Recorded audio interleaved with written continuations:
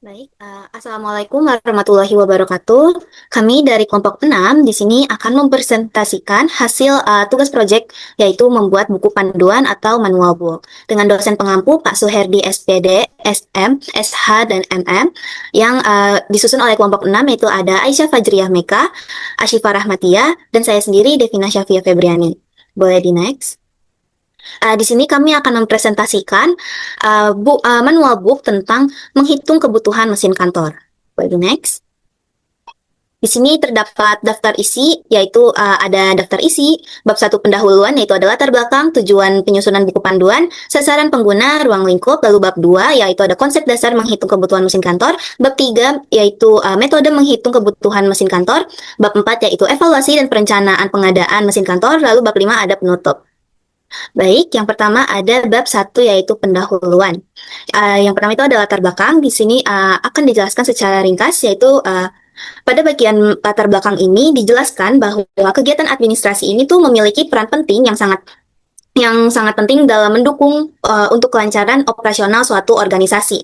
Nah, berbagai pekerjaan seperti mengelola dokumen, mengarsipkan data, mencetak berkas, hingga memberikan pelayanan administrasi itu memerlukan dukungan mesin kantor agar pekerjaan dapat diselesaikan dengan lebih cepat, tepat, dan teratur.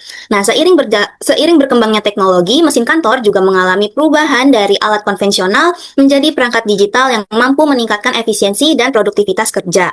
Namun, setiap organisasi pastinya memiliki karakteristik dan kebutuhan yang berbeda, sehingga jumlah maupun jenis mesin kantor tidak bisa ditentukan hanya dengan berdasarkan perkiraan saja. Nah, oleh karena itu, diperlukan perhitungan yang mempertimbangkan beban kerja, kapasitas mesin, jumlah pegawai, serta anggaran organisasi.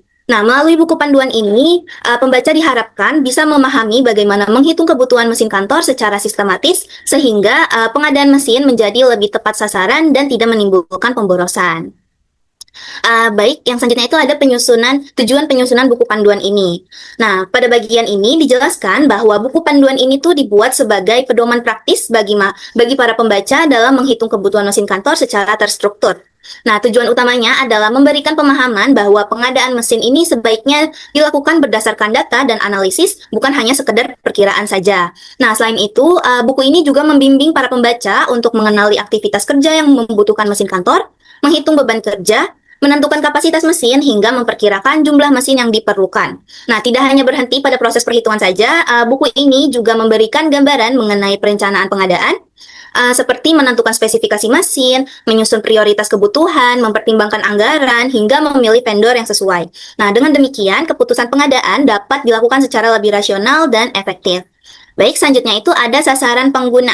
Nah, pada bagian ini dijelaskan bahwa buku panduan ini itu ditujukan untuk berbagai kalangan yang membutuhkan pemahaman mengenai perhitungan kebutuhan mesin kantor. Sasaran utamanya meliputi mahasiswa, tenaga administrasi, pengelola sarana dan prasarana, serta organisasi seperti sekolah, instansi pemerintah, maupun perusahaan. Nah, bagi mahasiswa, buku ini dapat menjadi referensi untuk memahami penerapan manajemen sarana dan prasarana dalam dunia kerja.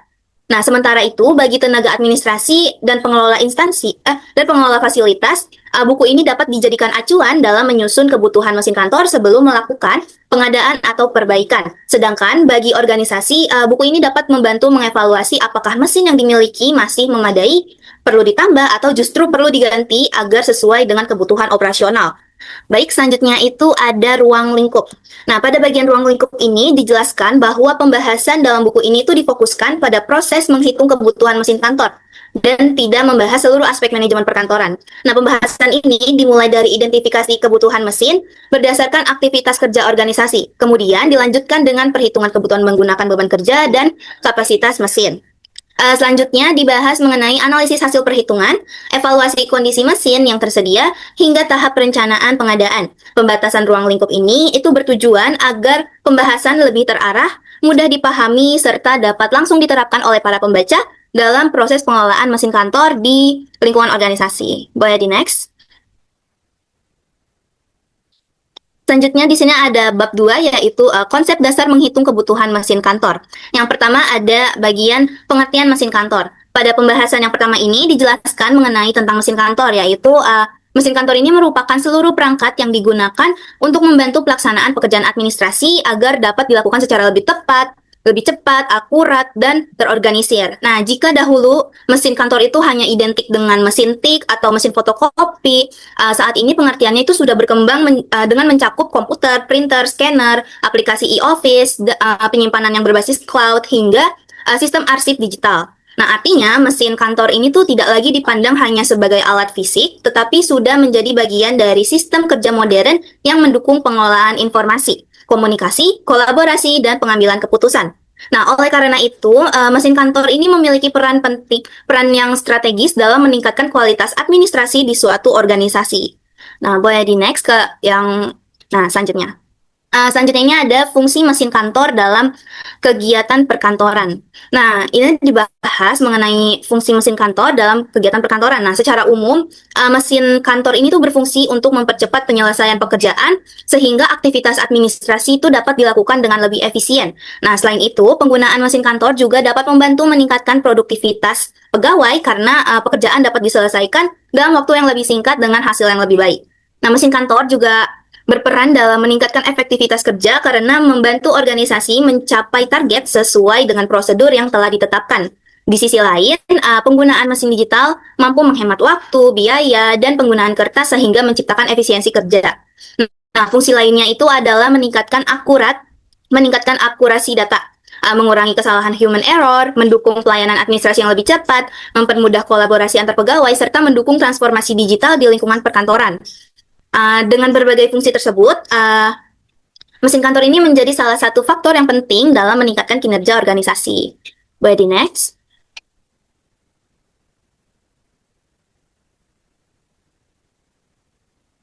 Nah, selanjutnya ini ada faktor yang mempengaruhi kebutuhan mesin kantor.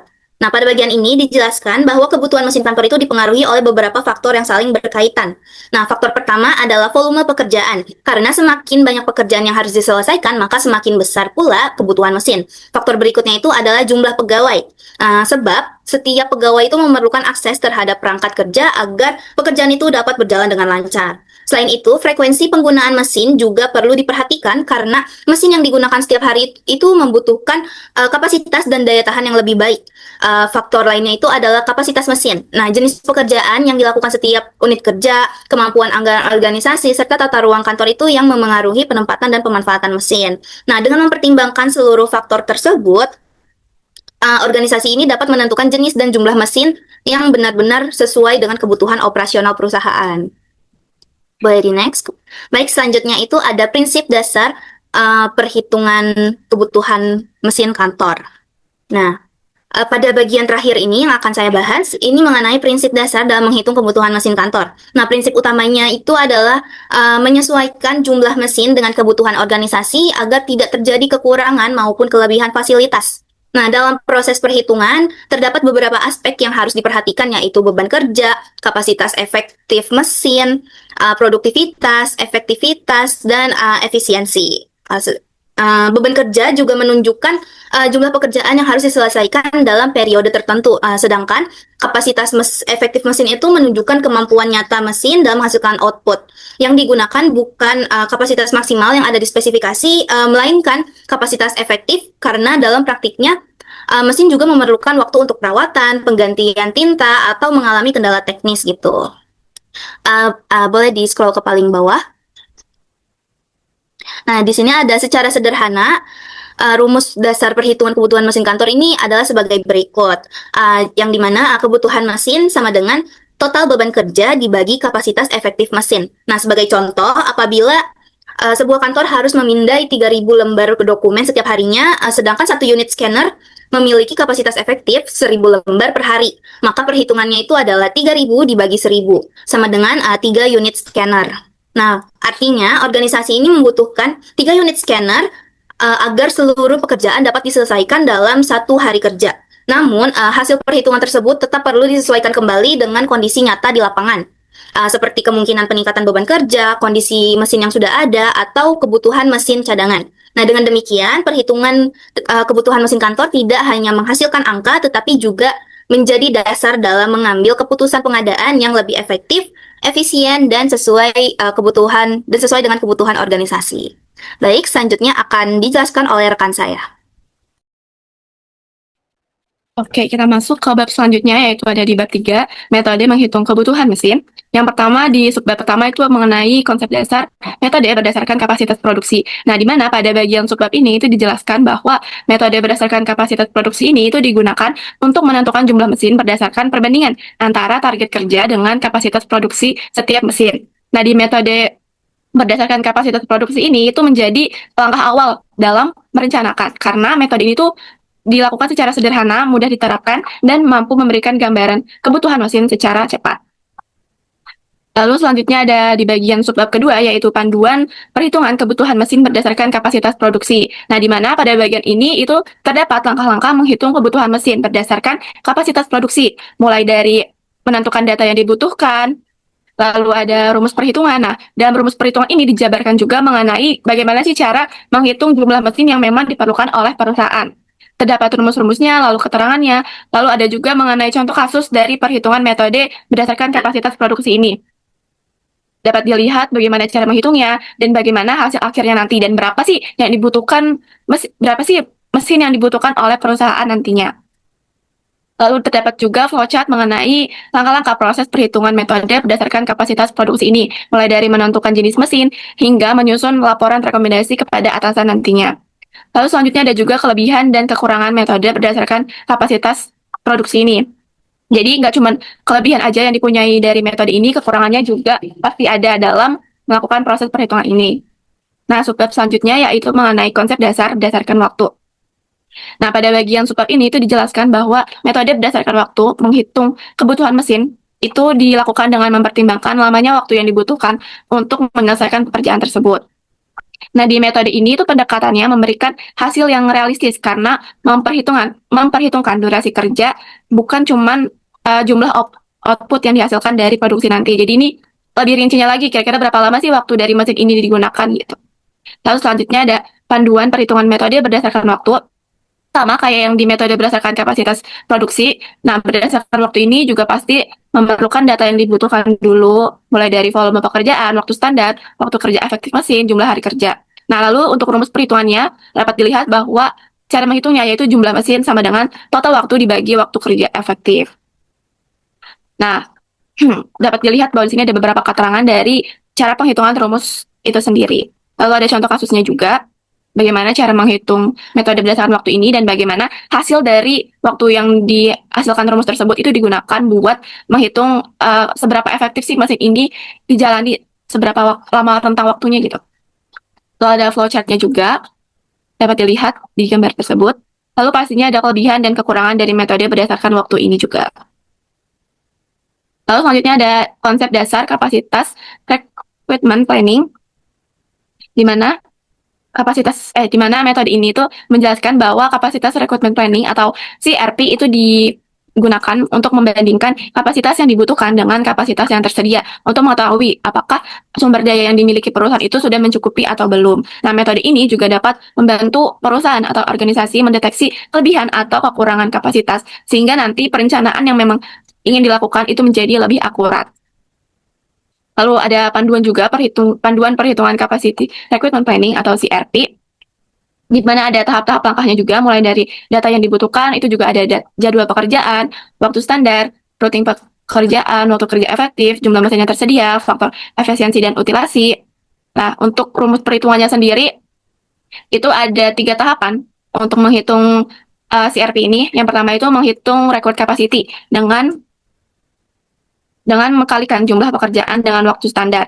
Lalu yang kedua yaitu menghitung available capacity, di mana cara menghitungnya yaitu jumlah mesin dikali jam kerja efektif, dikali hari kerja, dikali efisiensi dan utilasi. Nah, setelah kedua tahapan ini dihitung, lalu dianalisis apakah hasil yang diperoleh atau nilai yang diperolehnya ini sesuai sama perbandingan yang dilakukan. Misalnya, kalau misalnya recorded capacity-nya itu lebih besar daripada available capacity-nya, itu berarti kapasitas yang diperlukan perusahaan itu tidak mencukupi. Lalu kalau misalnya recorded capacity-nya ini lebih kecil daripada available capacity-nya, nah itu berarti artinya kapasitas yang dibutuhkan perusahaan itu mencukupi. Nah, kalau misalnya recorded capacity-nya itu sama available capacity-nya, itu berarti kapasitasnya berada pada kondisi yang seimbang atau balance capacity. Nah, dapat dilihat di sini untuk contoh kasus perbandingan, contoh kasus perhitungan metode berdasarkan waktunya. Nah, dapat dilihat mulai dari data-datanya, lalu penyelesaiannya dari tahap pertama itu dihitung per mesinnya, nggak cuman langsung digabung, tapi dihitung per mesinnya. Mulai dari misalnya dari printer, mesin fotokopi, scanner itu dihitung masing-masing waktu efektifnya dulu. Lalu yang kedua yaitu menghitung availability capacity-nya, ini juga dihitung per masing-masing, baru dianalisis apakah kapasitas dari masing-masing mesin ini mencukupi atau tidaknya. Lalu dihitung utilasinya kira-kira berapa persen efektivitas dari mesin-mesin tersebut. Lalu di flowchart-nya juga dapat dilihat tahap-tahapannya. Lalu ada kelebihan dan kekurangan dari CRP ini, yang dimana CRP ini juga termasuk salah satu metode yang efektif juga. Oke, selanjutnya yang subbab selanjutnya yaitu ada konsep dasar dari Rock Cut Capacity Planning (RCCP), di mana pada bagian ini itu dijelaskan bahwa RCCP ini itu merupakan metode perencanaan kapasitas tingkat awal yang digunakan untuk mengevaluasi apakah secara umum itu kapasitas itu mampu mendukung rencana kerja sebelum dilakukan perhitungan yang lebih rinci. Nah, metode ini itu berfungsi sebagai penyaring awal dalam perencanaan kapasitas. Nah, untuk panduan perhitungan RCCP ini itu dimulai dari dari menentukan data yang dibutuhkan. Nah, data yang dibutuhkan ini itu berisi rencana kerja, waktu standar pekerjaan, kapasitas mesin yang tersedia, terus waktu kerja efektif, dan faktor efisiensi dari mesin tersebut. Nah, untuk rumus perhitungan RCCP sendiri, itu ada dua yang harus dibutuhkan, yaitu pertama, yaitu menghitung kebutuhan kapasitas, di mana untuk rumusnya yaitu kebutuhan kapasitas sama dengan volume pekerjaan dikali waktu standar. Lalu untuk rumus yang kedua yaitu menghitung kapasitas yang tersedia, yaitu dengan jumlah mesin dikali jam kerja efektif, dikali hari kerja, dan dikali efisiensi. Nah, dari dua hasil rumus tersebut itu dianalisis hasilnya. Nah, apabila dari kedua hasil ini menghasilkan misalnya kebutuhan kapasitas ini lebih besar daripada kapasitas tersedia, maka kapasitas tersebut itu belum mencukupi sehingga perlu dilakukan penambahan kapasitas atau penyesuaian dari rencana kerja tersebut. Lalu kalau misalnya kebutuhan kapasitas itu lebih kecil daripada kapasitas tersedia, itu berarti kapasitas yang ada itu masih mencukupi sehingga organisasi atau perusahaan dapat melaksanakan rencana kerjanya sesuai jadwal atau sesuai yang sudah direncanakan. Lalu yang ketiga yaitu kebutuhan kapasitas itu sama dengan kapasitas tersedia, maka berarti kapasitasnya ini berada pada kondisi yang seimbang sehingga sumber dayanya bisa dimanfaatkan secara optimal. Nah, untuk contoh kasusnya ini dapat dilihat untuk tahapannya mulai dari data yang diketahuinya dulu, dari volume pekerjaan, waktu standar, lalu dihitung untuk per mesinnya berapa kapasitas yang memang diperlukan, lalu dihitung juga untuk data operasionalnya untuk menghitung keefektifan dari mesin-mesin tersebut. Nah, ini untuk pengaplikasian dari rumus yang sudah dijelaskan tadi, lalu ini juga untuk rumus kapasitas tersedianya juga diaplikasikan. Nah, untuk perbandingannya juga dilakukan dari kebutuhan mesin sampai kapasitas tersedia. Nah, lalu diberi keterangan apakah mesin tersebut ini mencukupi atau tidaknya. Lalu ada flowchart dari perhitungan RCCP ini juga. Lalu untuk kelebihan dan kekurangannya juga pasti dimiliki. Mulai dari kelebihannya yaitu sebagai gambaran mengenai kesesuaian antara kapasitas sumber daya utama dengan kebutuhan pekerjaan. Lalu ada kekurangannya juga karena data yang digunakan ini kan masih berupa proyeksi atau estimasi. Jadi hasil analis RCCP ini tuh belum bisa menggambarkan kebutuhan yang secara rinci gitu. Nah, untuk selanjutnya akan dilanjutkan oleh rekan saya.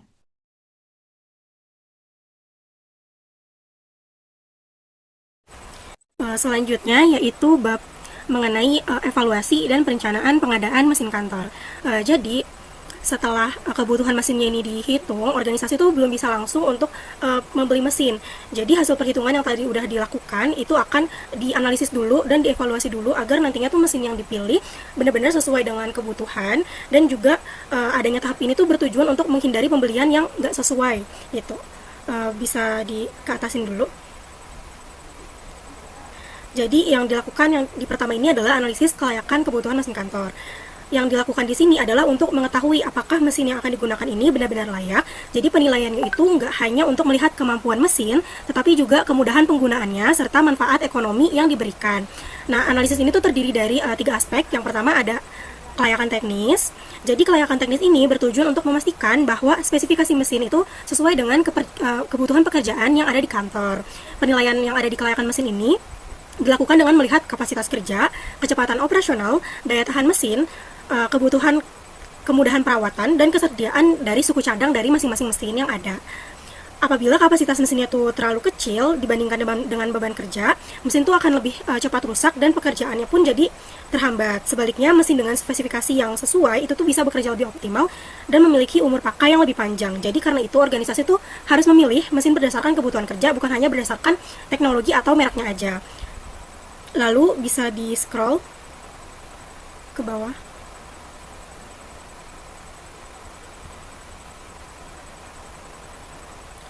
Selanjutnya ada kelayakan operasional. Jadi setelah spesifikasi mesinnya itu dinilai sesuai, organisasi itu perlu memastikan bahwa mesin yang digunakan itu sesuai sama kegiatan operasional sehari-hari. Penilaiannya itu dilakukan dengan melihat kemudahan penggunaan, kesesuaian dengan prosedur kerja, kemampuan pegawai dalam mengoperasikan mesin, serta kemudahan integrasi dengan sistem kerja yang sudah ada. Jadi di bagian ini tuh menilai apakah mesin ini tuh memiliki jadi tuh menilai bahwa belum tentu nih mesin yang memiliki spesifikasi tinggi tuh memberikan manfaat apabila pegawainya tuh nggak bisa mengoperasikan mesinnya sesuai dengan alur kerja. Bisa di next ke bawah.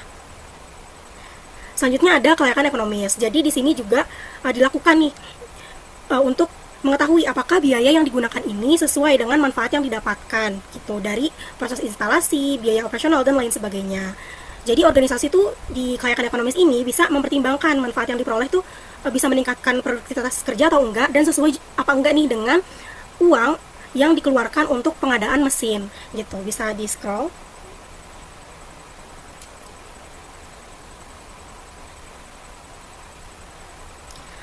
Selanjutnya itu di bagian analisis efisiensi kebutuhan mesin kantor. Jadi yang dilakukan di sini adalah setelah mesinnya itu dikatakan layak, langkah berikutnya nilai nih si mesin ini itu tuh efisien nggak, sesuai nggak sama kebutuhan kantornya. Jadi tujuan materi ini adalah untuk memastikan bahwa penggunaan mesin itu mampu memberikan hasil yang optimal dengan penggunaan waktu, tenaga, dan biaya yang telah dikeluarkan oleh perusahaan. Dan di analisis efisiensi ini tuh terbagi jadi 3. Yang pertama ada efisiensi waktu. Jadi untuk menunjukkan kemampuan mesin, lalu ada checklistnya juga di sini. Jadi untuk melihat nih organisasi itu bisa melihat apakah udah dilakukan pemeriksaan, terus waktu penyelesaiannya tuh menjadi lebih singkat atau enggak, kecepatan mesinnya sesuai atau enggak, dan lain sebagainya. Lalu yang kedua ada efisiensi tenaga. Jadi di sini itu tuh bertujuan untuk mengurangi pekerjaan manual yang membutuhkan banyak tenaga. Jadi di sini tuh dinilai apakah dengan adanya mesin ini tenaga yang dikeluarkan oleh para pekerja tuh lebih sedikit gitu karena udah dilakukan oleh si mesin. Nah, di sini juga ada tipsnya. Jadi, gunakan mesin untuk pekerjaan yang bersifat berulang, yang memerlukan tenaga besar atau membutuhkan waktu penyelesaian yang lama. Jadi, dengan cara tersebut, tenaga kerja itu dapat dialihkan pada pekerjaan yang membutuhkan kemampuan analisis atau pengambilan keputusan, yang mana nantinya itu bisa meningkatkan produktivitas dari pekerjaannya juga.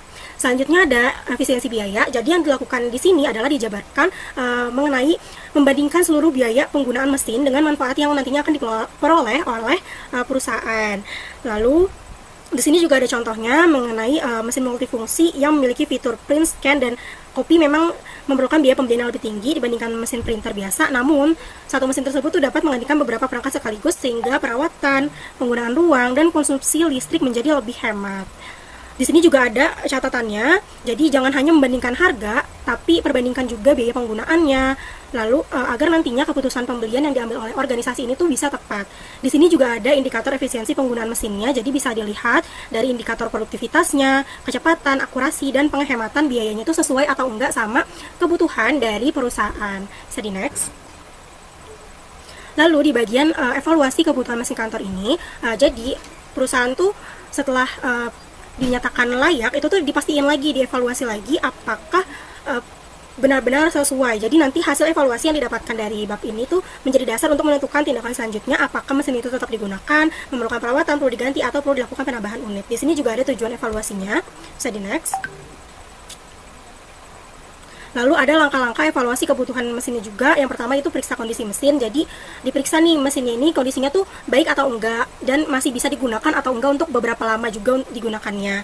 Lalu di sini juga ada hal yang perlu diperiksa, yaitu tingkat kerusakannya, frekuensi perbaikannya, fungsi penggunaan, ketersediaan suku cadang, dan kemampuan mesin dalam mendukung pekerjaan. Lalu di buku ini juga disediakan tips-tips untuk organisasi nantinya bisa melihat nih di bagian ini tuh tips apa aja yang harus di-highlight atau diperhatikan agar nantinya ketika melakukan evaluasi itu bisa sesuai dan menghasilkan evaluasi yang baik. Bisa di next. Lalu di sini ada evaluasi tingkat pemanfaatan mesinnya. Jadi penilaiannya itu memperhatikan frekuensi penggunaannya, jumlah penggunaan, volume pekerjaan yang ditangani, dan tingkat penggunaan dari kapasitas mesin itu sendiri.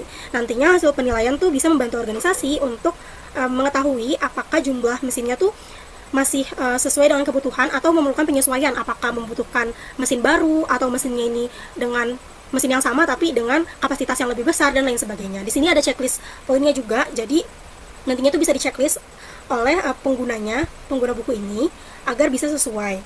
Lalu selanjutnya ada evaluasi biaya operasional. Jadi di sini tuh dilakukan evaluasi terhadap biaya operasionalnya, jadi biaya perbaikan, biaya instalasi dan lain sebagainya, seperti yang tertulis di bagian evaluasi biaya ini. Bisa di next.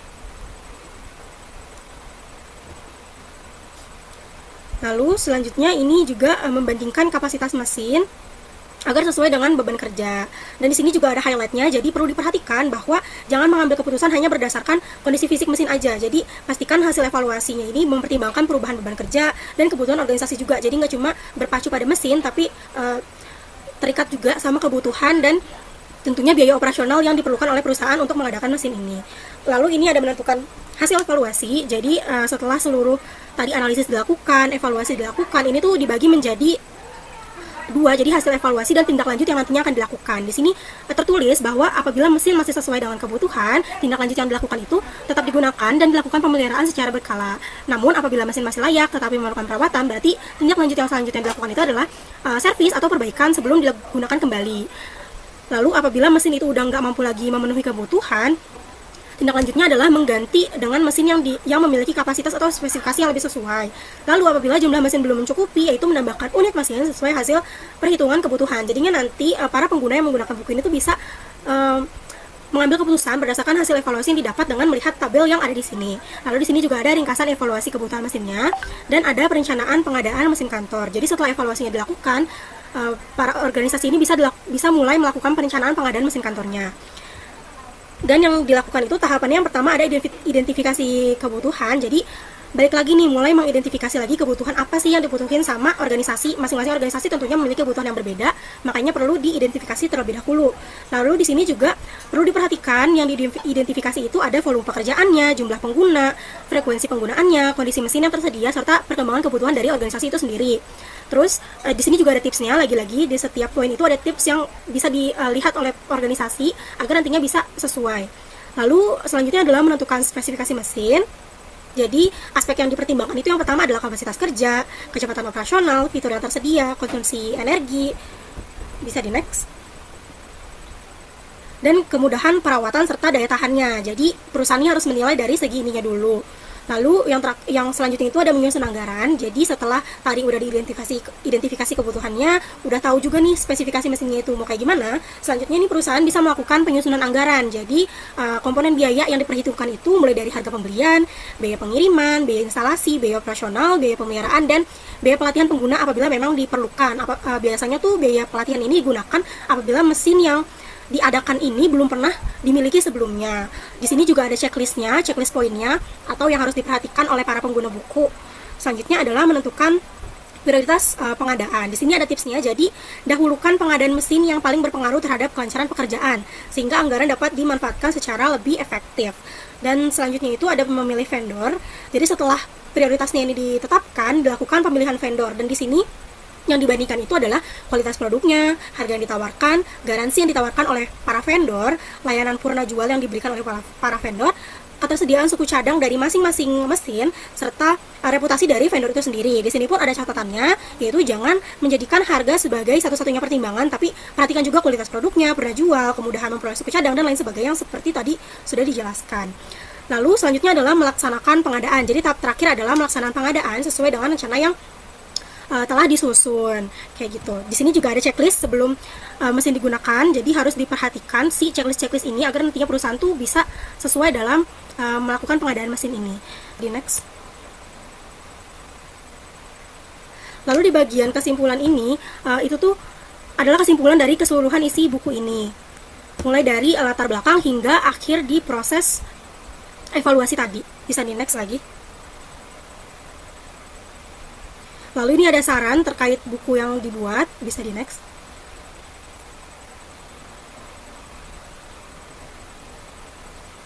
Lalu ini ada daftar pustaka yang digunakan, bisa di next.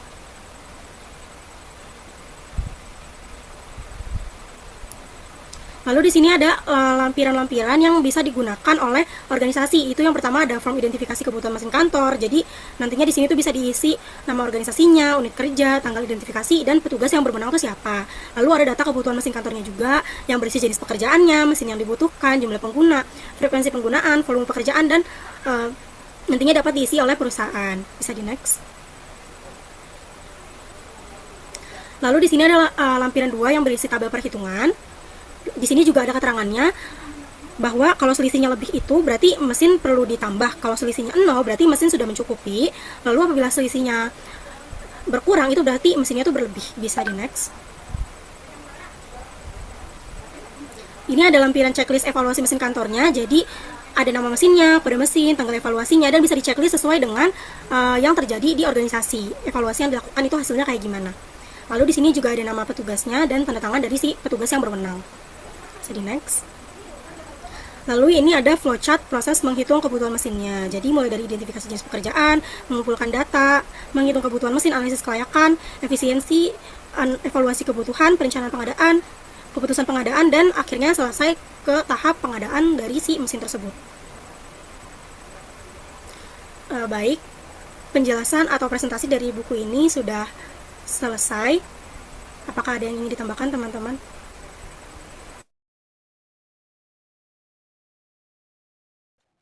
Baik, sekian presentasi tentang manual book dari kelompok 6.